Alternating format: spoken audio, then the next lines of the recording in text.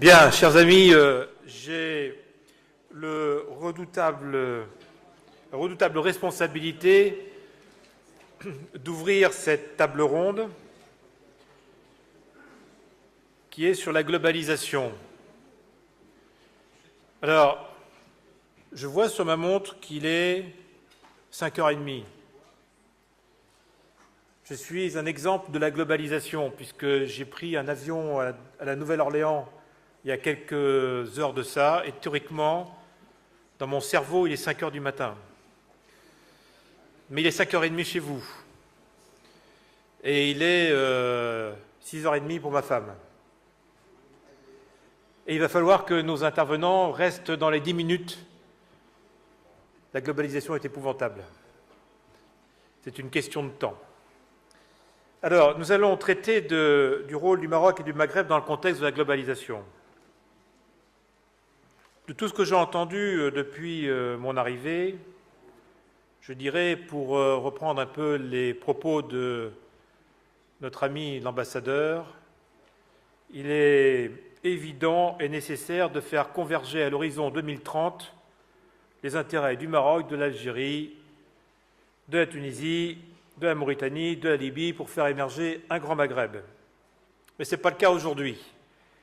Et je crois qu'il convient de s'interroger d'abord sur les problèmes de méthode, sur le cheminement à adopter pour faire en sorte que ça se produise, ce rêve de Grand Maghreb, et surtout sur les priorités à prendre en compte pour atteindre cet objectif. Dans un contexte qu'on baptise ou on dénomme la globalisation. Alors sur la globalisation, j'aimerais juste vous donner un petit peu mon sentiment, parce que moi je l'ai vécu au sein de grands groupes internationaux. D'abord, c'est quelque chose ce terme-là est un terme qui est récent. Je crois qu'il ne faut pas trop se laisser piéger par les sémantiques de notre période. C'est un terme qui est très récent, qui date des années 60. Celui de mondialisation est encore plus récent. Il est né essentiellement sous l'effet des anciens tiers-mondistes qui se sont reconvertis en antimondialistes à la fin du XXe siècle pour devenir des altermondialistes avec l'arrivée du XXIe siècle.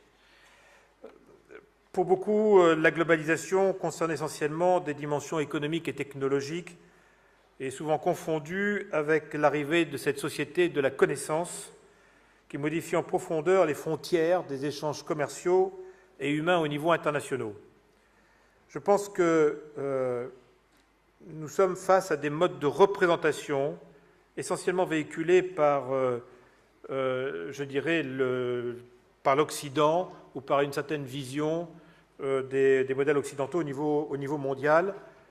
Et je parlerai surtout de tout ce qui se passe autour de la financiarisation de la planète, ou voire de cette consommation effrénée qui se situe, je dirais, un petit peu en amont et en aval de cette globalisation. On pourrait penser que avec la globalisation, eh bien, il n'y a plus de problème, tout est standardisé et les notions de territoire s'effacent, les notions de conscience nationale s'effacent, les notions d'appartenance ethnique, voire clanique, s'effacent, et que tout le monde devient, je dirais, entre dans un modèle parfait, qui est presque celui de la fin d'histoire de Fukuyama ou de United Color of Benetton, pour reprendre de grandes marques au niveau international. La réalité et l'examen de la réalité que je côtoie sur le terrain et l'examen de l'actualité nous obligent à relativiser cette vision unilatérale de l'histoire et à admettre le retour d'une certaine effervescence avec des jeux d'acteurs imprévisibles, une vitesse dans les opérations et les transactions qui sont sans précédent. Et je crois que la globalisation n'a pas réduit en profondeur les questions identitaires et les problématiques de leadership régionaux en les enfermant dans ces standards. Bien au contraire, elle les a exacerbés. De plus en plus, nous voyons une radicalisation ici ou là de phénomènes identitaires, et elle offre désormais à tous les acteurs de la vie mondiale la possibilité de positionner différemment le rôle de chacun, à condition de savoir en assumer les contraintes et les opportunités. Alors, ce que je vous propose en introduction, c'est de vous évoquer ce qui, pour moi, dans ce contexte de globalisation, est significatif, tant sur le plan défensif que sur le plan offensif pour cette grande région du Maghreb et en particulier pour le Maroc. Si je vous dis ça, c'est parce que j'ai la conviction que le Maghreb et entre autres le Maroc sont entrés depuis quelque temps dans l'œil du cyclone et pour une période assez longue et assez sensible. Et je pense qu'en même temps, la région est au carrefour de grands rendez-vous historiques. Nous sommes confrontés à une forme de dialectique infernale où l'ensemble des pays sont au milieu de ces deux mouvements de fond et qui sont portés par la globalisation avec une place singulière pour le Maroc. Et je pense que tout ceci impose un travail de lucidité auquel je vous invite dorénavant. Tout d'abord, je voudrais revenir sur la dimension sécuritaire qui a été un petit peu évoquée tout à l'heure, parce que je pense qu'on peut réfléchir à 2030 et avoir des approches très vertueuses de l'espace-temps stratégique du Maghreb. Mais pour moi, il est quand même soumis à des nouveaux modus operandi qui modifient complètement les termes de la sécurité tels qu'on l'a connu jusqu'à présent. Jusqu'à présent, le Maghreb devait faire face à 4 espaces-temps stratégiques. Bon, je pense que vous les avez évoqués. Il y en a un qui est avec le bassin euro-méditerranéen, essentiellement pour moi en termes de sécurité sociale, parce qu'il y a quand même des migrations assez importantes entre le Maghreb et l'Europe dans ce domaine-là, économique et institutionnel, notamment avec l'avenir de l'Union européenne. Je ne pense pas que la réalité de cette sécurité du bassin euro-méditerranéen se situe sur le plan militaire, et encore moins sur le plan diplomatique, vu le niveau d'inconsistance de l'Europe à l'heure actuelle. Il y a ce qui se passe avec les rivages américains, notamment en termes de sécurité financière, monétaire et militaire, du fait de la surpuissance américaine dans tous ces domaines, et encore pour quelque temps. Il y a ce qui se passe avec le monde arabo-musulman, notamment en termes de sécurité énergétique, et je dirais aussi identitaire, puisqu'il y a quand même la question de l'islam en arrière-plan. Et puis il y a ce qui se passe avec le continent africain, ça c'est les termes de la sécurité tels qu'on les connaît aujourd'hui, notamment en termes de sécurité démographique et immunitaire. Je vous rappelle que l'Afrique, en horizon 2030-2040, c'est 1 milliard d'individus, avec aujourd'hui un PNB qui est l'équivalent du quart de celui de la Belgique. Moi, ce qui m'interpelle aujourd'hui, ce sont 3 choses sur lesquelles je pense qu'il ne faut pas que vous soyez naïfs sur le moyen terme. La première, ce sont les nouvelles formes de terrorisme qui déstabilisent tout autant l'Europe, le continent nord-américain que le monde arabo-musulman et l'Afrique. Les 4 axes que je vous ai cités sont aujourd'hui dans l'œil du cyclone de cette menace terroriste. Cette menace se nourrit d'une crise identitaire au sein d'un islam qui trouve au Proche et Moyen-Orient les sources d'une radicalisation certaine. L'amiral Langsad en a parlé, je pense qu'on ne peut pas faire l'impasse d'un raisonnement dur sur les prochaines années qui pourrait complètement obérer un avenir, je dirais, prospère et serein pour le Maghreb. Les réseaux djihadistes ciblent certes les sanctuaires occidentaux, se diluent et se développent au sein des contradictions européennes, mais se répandent via le Sahel et déstabilisent en profondeur l'ensemble du Maghreb. Ça a été dit tout à l'heure, je pense que ça fait partie des dimensions qu'il faut intégrer dans le raisonnement, et de tous les risques, l'actuelle fragilisation du Sahel qui est utilisée par les réseaux salafistes, notamment pour répandre la terreur tant en direction de l'Afrique noire, avec l'affaire du Darfour, que vers les pays du Maghreb, les actions du GSPC, est la plus dangereuse et la plus immédiate. Elle peut obérer durablement la stabilité de la région et l'enfermer dans des spirales chaotiques qui seraient dramatiques pour l'avenir du Maghreb, et par effets collatéraux pour tous ses voisins et partenaires.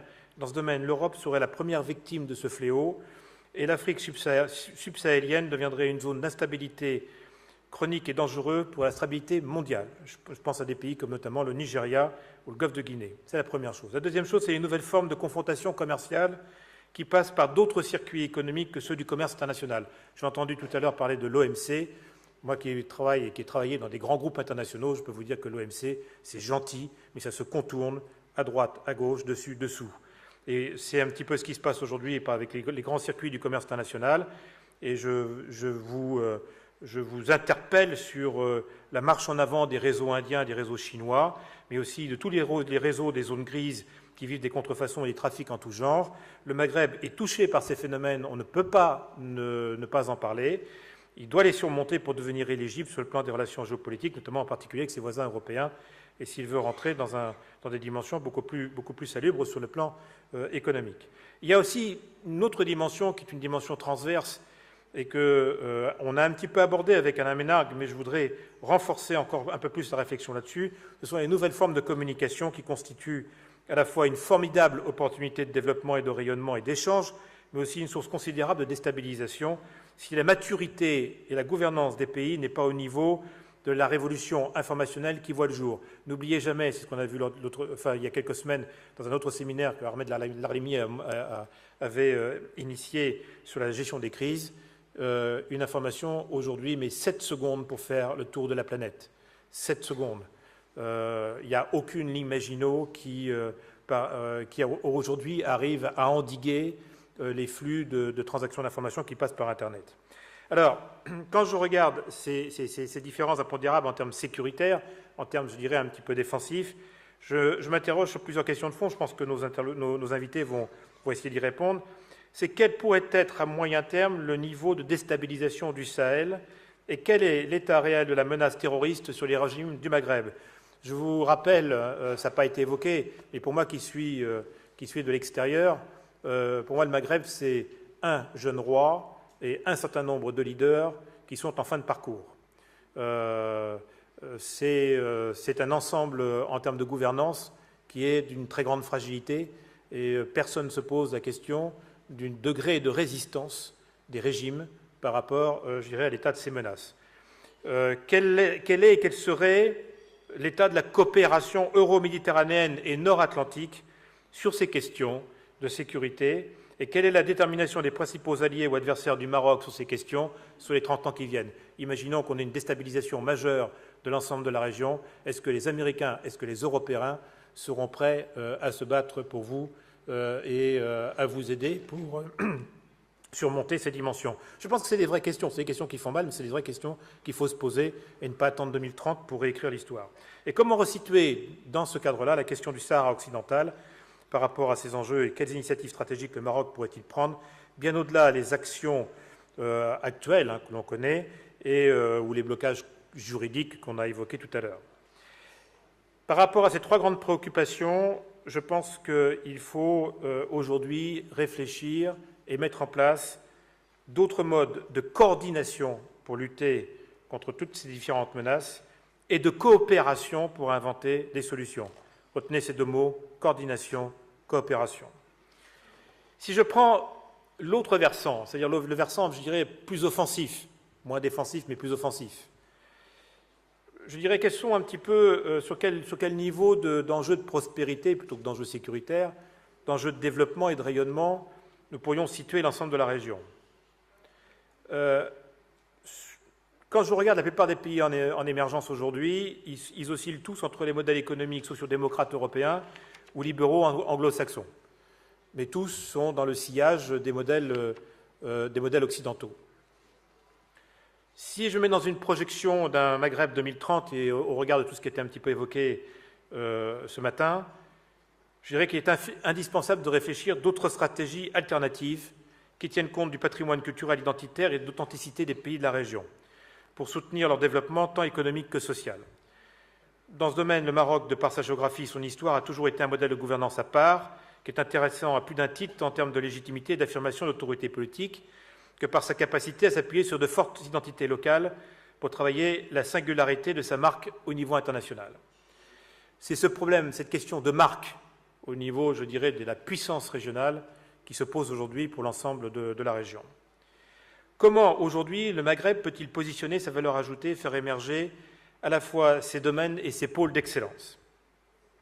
Doit-il adopter une vision radicale de la compétition mondiale et adopter les règles des zones émergentes, en faisant comme les pays de l'Est, certains pays d'Amérique latine, ou des pays du Sud-Est asiatique, pour faire face au choc des puissants, en pratiquant le dumping social, ou alors est-ce qu'il faut plutôt essayer d'inventer d'autres stratégies de coopétition plutôt que la compétition bête et méchante, intelligente et subtile, comme le font certaines régions du monde, autour de clusters innovants et entreprenants. Là-dessus, je pense, et je l'ai dit à plusieurs reprises, je pense que vous auriez intérêt à aller voir ce qui se passe au Canada, ce qui s'est passé au Canada, ce qui se passe à Singapour, à Dubaï, à l'île Maurice ou dans d'autres régions.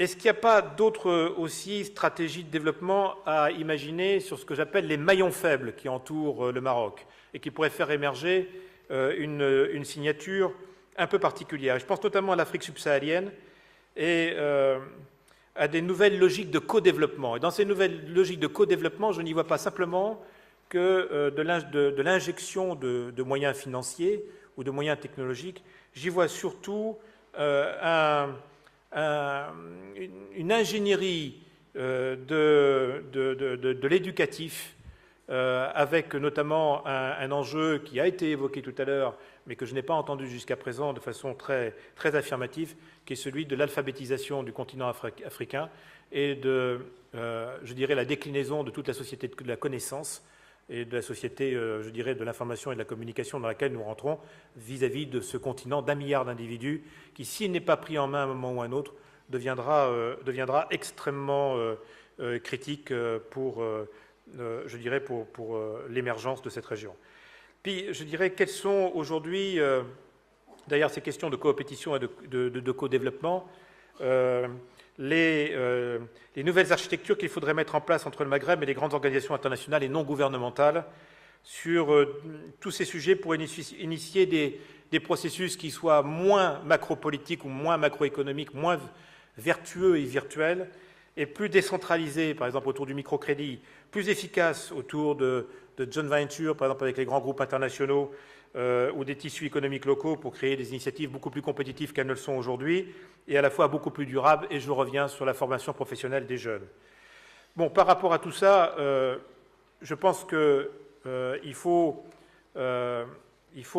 poser véritablement la question de la gouvernance. Vous avez devant vous des jeux multipolaires qui sont en train de se mettre en œuvre, avec des monstres économiques, je pense à la Chine, à l'Inde, à l'Union européenne, aux États-Unis, etc., qui vont occuper des masses critiques assez incontournables. Et la question du comment faire et avec qui je veux dire, se pose un petit peu toutes ces stratégies devient fondamentale. J'aimerais vous laisser méditer, avant de passer la parole à nos amis, laisser méditer cette réflexion du ministre des Affaires étrangères de Singapour, qui s'appelle George Yeo, l'oncle Yeo de Singapour, qui évoque dans le Figaro de ce matin ce mot que je trouve remarquable. Il dit « Nous sommes un petit bateau, nous devons étudier soigneusement le courant, nous placer à l'endroit où il nous emmènera le plus loin et faire en sorte que tous les passagers comprennent la manœuvre. » Je pense qu'il y a des dimensions qui n'ont pas été évoquées cet après-midi dans les différents exposés. Le plus grand enjeu en termes de gouvernance pour le Maghreb et le Maroc, notamment sur les 30 prochaines années, ce sera la société civile. La société civile est au cœur de toutes ces grandes mutations que nous vivons. Elle doit s'approprier les termes, je dirais, des mutations qui sont à l'heure actuelle, qui sont engagées, qui sont initiées. Elle doit accompagner, je dirais, et renforcer l'État sur les constructions qui pourraient être mises en œuvre autour du roi et de l'administration marocaine, entre autres. Et le second plus grand enjeu, je vous le signale, c'est quand même la jeunesse. Vous êtes sur une région où 70% de votre valeur ajoutée a moins de 25 ans. Et dans ces 70% de cette valeur ajoutée qui a moins de 25 ans, il y en a un paquet qui aujourd'hui est encore analphabète, qui aujourd'hui ne peut pas encore rentrer dans les grands défis, je dirais, de la société de la connaissance de demain, et qui peut être l'otage des radicalisations ou des crises identitaires que j'évoquais au départ. Et tout ça dans un contexte, bien entendu, où la globalisation ne fait que, je dirais, cristalliser et démultiplier les angoisses des uns ou les sublimations des autres. Voilà, je vous remercie et je vais, sans attendre, passer la parole à M. Rachid Ben Mokar, qui veut bien me rejoindre, qui est le président, qui est d'abord ancien ministre. Si mes souvenirs sont bons, il faut